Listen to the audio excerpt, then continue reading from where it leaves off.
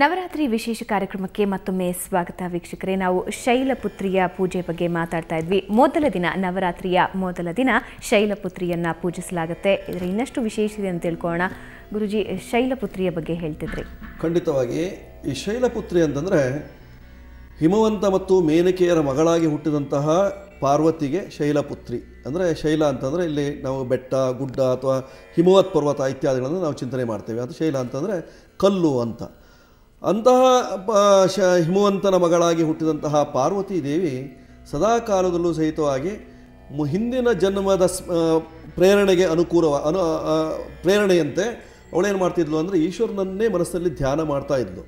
ಆ ಧ್ಯಾನ ಮಾಡ್ತಾ ಇರುವಂತಹ ಸ್ವರೂಪವನ್ನು ನಾವು ಆರಂಭ ಮಾಡಬೇಕು, ಅಂದರೆ ಪೂಜೆಯಲ್ಲಿ ಆರಂಭ ಮಾಡಬೇಕು ಅಂತ. ಅದಕ್ಕೂ ಪೂರ್ವದಲ್ಲಿ ನಾವು ಪೂಜೆಯನ್ನು ಆರಂಭ ಮಾಡೋದಕ್ಕಿಂತ ಪೂರ್ವದಲ್ಲಿ ಪೂಜೆಗೆ ಬೇಕಾದಂತಹ ಸಾಮಗ್ರಿಗಳನ್ನು ಅಡಿ ಮಾಡಿಕೊಳ್ಬೇಕು. ಈ ಪೂಜಾ ಸಾಮಗ್ರಿಗಳಲ್ಲಿ ನಮಗೆ ಮುಖ್ಯವಾಗಿ ಬೇಕಾಗಿರುವಂಥದ್ದು ಮೊದಲನೇದಾಗಿ ಗಂಟೆ, ಆನಂತರದಲ್ಲಿ ಕಲಶ ಪಾತ್ರೆಗಳು, ಪೂಜಾ ಸಾಮಗ್ರಿಗಳು, ಹೂವು ಇತ್ಯಾದಿಗಳು, ಶುದ್ಧವಾದಂತಹ ಹೂವುಗಳು. ಜೊತೆಯಲ್ಲಿ ನಾವು ಪೂಜೆ ಮಾಡೋದಕ್ಕಿಂತ ಪೂರ್ವದಲ್ಲಿ ಶುದ್ಧವಾಗಿ ಸ್ನಾನ ಮಾಡಬೇಕು.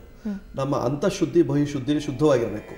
ಆನಂತರದಲ್ಲಿ ಶುದ್ಧ ಮನಸ್ಕರಾಗಿ ನಾವು ಆಚಮನವನ್ನು ಮಾಡಿಕೊಂಡು ಪೂಜೆಯನ್ನು ಆರಂಭಿಸಬೇಕು.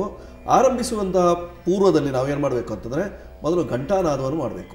ಆ ಘಂಟಾನಾದ ಮಾಡುವಾಗ ದೇವತೆಗಳು ಎಲ್ಲಿದ್ದರೂ ಸಹಿತವಾಗಿ ಬರ್ತಾರಂತೆ. ಆ ಗಂಟೆಯ ಶಬ್ದವನ್ನು ಕೇಳಿದಾಗ ಆ ನಾದವನ್ನು ಮಾಡುವುದಕ್ಕೂ ತುಂಬ ವಿಶೇಷವನ್ನು ಹೇಳಿದ್ದಾರೆ. ಗಂಟೆಯಲ್ಲಿ ಸಹಿತವಾಗಿ 5 ದೇವತೆಗಳಿದ್ದಾವೆ ಅಂತ ಹೇಳಿದ್ದಾರೆ. ಘಂಟಾಗ್ರೇ ಬ್ರಹ್ಮದೈವತ್ಯಂ, ಮುಕುಟೆ ಗರುಡಸ್ಥತ, ನಾದೇ ಸರಸ್ವತೀ ದೇವಿ, ನಾಲೇ ನಾಗಾದ್ಯುದೈವತಂ ಹೇಳುವಂಥ 5 ದೇವತೆಗಳಿದ್ದಾವೆ. ಅದನ್ನು ಗಂಟೆಯನ್ನು ನಾವು ಬೇಕಾದಾಗೆಲ್ಲ ಕುಣಿಸ್ಲಿಕ್ಕೆ ಆಗೋದಿಲ್ಲ. ಅಂದರೆ ಅದನ್ನು ನಾದ ಮಾಡುವಾಗ ನಿಧಾನವಾಗಿ ಸಶಬ್ದವಾಗಿ ನಾದವನ್ನು ಮಾಡಬೇಕು. ಆ ನಾದವನ್ನು ಕೇಳಿದಾಗ ದೇವತೆಗಳೆಲ್ಲರೂ ಸಹಿತವಾಗಿ ನಾವು ಕರೆದಂತಹ ಸ್ಥಳಕ್ಕೆ ಬಂದು ಕೂಡುತ್ತಾವಂತೆ.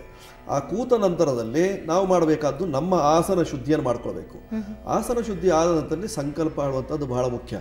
ನಾವು ದೇವತೆಗಳನ್ನು ಕರೆದ ನಂತರದಲ್ಲಿ ದೇವತೆ ಪೂಜೆ ಮಾಡುವಾಗ ನಮಗೆ ಸಂಕಲ್ಪ ಬಹಳ ಮುಖ್ಯವಾಗಿರ್ತದೆ. ನಾವು ಯಾವ ಉದ್ದೇಶವನ್ನು ಇಟ್ಟುಕೊಂಡು ಮಾಡ್ತಾ ಇದ್ದೇವೆ, ಆ ಉದ್ದೇಶ ಸಾಫಲ್ಯ ಆಗೋದು ಹೇಗೆ, ಈ ರೀತಿಯಲ್ಲಿ ಇವತ್ತಿನ ದಿವಸ ನಮಗೆ ಈ ಉದಾಹರಣೆಗೆ ನಾವು ನೋಡಿ, ವಿಜಯನಾಮ ಸಂವತ್ಸರದ ದಕ್ಷಿಣಾಯಣ ಶರದ್ ಋತು ಆಶ್ವೀಜ ಮಾಸೆ ಶುಕ್ಲ ಪಕ್ಷೆ ಪ್ರತಿಪತ್ತಿಥೌ ವಾಸರಃ, ಈ ರೀತಿಯಲ್ಲಿ ನಾವು ತಗೊಳ್ತೇವೆ.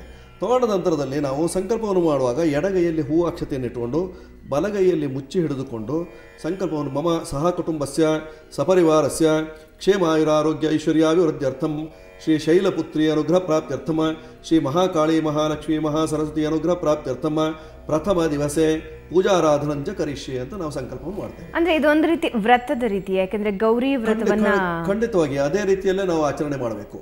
ಆದರೆ ಇಲ್ಲಿ ಏನು ಮಾಡ್ತಾರೆ ಅಂದರೆ 9 ದಿವಸ ಆಚರಣೆ ಮಾಡುವವರು ಅದ್ಯ ಪ್ರಭರತಿ ನವಮೀ ದಿನ ಪರ್ಯಂತಂ ನವದುರ್ಗಾ ಪೂಜಾಂಗ್ ಕರಿಷ್ಯೆ ಅಂತ ಸಂಕಲ್ಪವನ್ನು ಮಾಡ್ಕೊಳ್ತಾರೆ.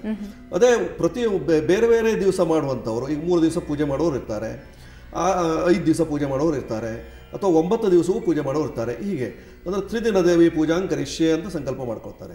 ಆ ತ್ರಿದಿನ ದೇವಿ ಪೂಜೆ ಮಾಡೋದಿದ್ರೆ ಒಮ್ಮೆ ಆಗ ಮೂಲಾ ನಕ್ಷತ್ರದಿಂದ ಆರಂಭಿಸಿ ಅಲ್ಲಿ ಮಾಡ್ತಾರೆ. ಮೂಲಾ ನಕ್ಷತ್ರ ತೊಡಗಿದ ನಂತರದಲ್ಲಿ ಮಾಡುವಂತಹ ಪದ್ಧತಿ ಇದೆ.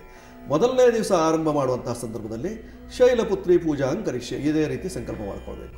ಸಂಕಲ್ಪ ಮಾಡಿಕೊಂಡ ನಂತರದಲ್ಲಿ ಗಣಪತಿ ಪೂಜೆಯನ್ನು ಮಾಡಿಕೊಂಡು, ಆ ನಂತರದಲ್ಲಿ ಕಲಶ ಪೂಜೆಯನ್ನು ಮಾಡಿಕೊಂಡು, ಆ ಕಲಶ ಜಲದಿಂದ ಸ್ಥಳ ಶುದ್ಧಿಯನ್ನು ಮಾಡಿಕೊಂಡು, ಆ ನಂತರದಲ್ಲಿ ನಾವು ಪೂಜೆಯನ್ನು ಆರಂಭ ಮಾಡ್ತೇವೆ. ಪೂಜೆ ಆರಂಭ ಮಾಡುವಂತಹ ಸಂದರ್ಭದಲ್ಲಿ ಅಲ್ಲಿ ನವಶಕ್ತಿ ಪೂಜೆಯನ್ನು ಮಾಡಿಕೊಂಡು ದೇವಿಯನ್ನು ನಾವು ಆಹ್ವಾನ ಮಾಡಬೇಕು. ಆಹ್ವಾನ ಮಾಡುವ ಸಂದರ್ಭದಲ್ಲಿ ಓಂ ನಮೋ ಭಗವತ್ಯೈ, ಅಲ್ಲಿ ಶೈಲಪುತ್ರಿ, ಆ ರೀತಿಯಲ್ಲಿ ನಾವು ಕರೀತೇವೆ. ನಿನ್ನ ಹೆಸರು ಶೈಲಪುತ್ರಿ ಅಂತ ಆ ರೀತಿಯಲ್ಲಿ ಕರೆದು ಅವಳನ್ನು ಕೂಟಿಸಿ ಪೂಜೆಯನ್ನು ಷೋಡಶೋಪಚಾರ ಪೂಜೆಯಿಂದ ನಾವು ಮಾಡುವಂತಹ ಪದ್ಧತಿ ಇದೆ. ಇದರ ಫಲಾಫಲಗಳೇನು ಅದರ ಬಗ್ಗೆ ನಿಮ್ಮ ಜೊತೆ ಮಾತಾಡ್ತೀನಿ. ವೀಕ್ಷಕರೇ, ನವರಾತ್ರಿಯನ್ನ ವ್ರತದ ಮಾದರಿಯಲ್ಲಿ ಆಚರಿಸಬೇಕು ಅಂತ ಗುರುಜಿ ಈಗಾಗಲೇ ತಿಳಿಸ್ಕೊಡ್ತಾರೆ. ಹಾಗಾದ್ರೆ ಇದರ ಫಲ ಏನು, ಇದ್ರ ಬಗ್ಗೆ ತಿಳಿಸ್ಕೊಡ್ತೀನಿ ಒಂದು ಚಿಕ್ಕ ವಿರಾಮದ ನಂತರ. ಮೊದಲನೇ ದಿವಸದ ಪೂಜೆ ಪುನಸ್ಕಾರಗಳನ್ನು ನಾವು ಚೆನ್ನಾಗಿ ಮಾಡಬೇಕು. ಯಾಕೆಂದರೆ ನಮ್ಮ ಶರೀರದ ಕಾಂತಿಯನ್ನು ಕಾಣುವುದು ಈ ಚರ್ಮದಲ್ಲಿ.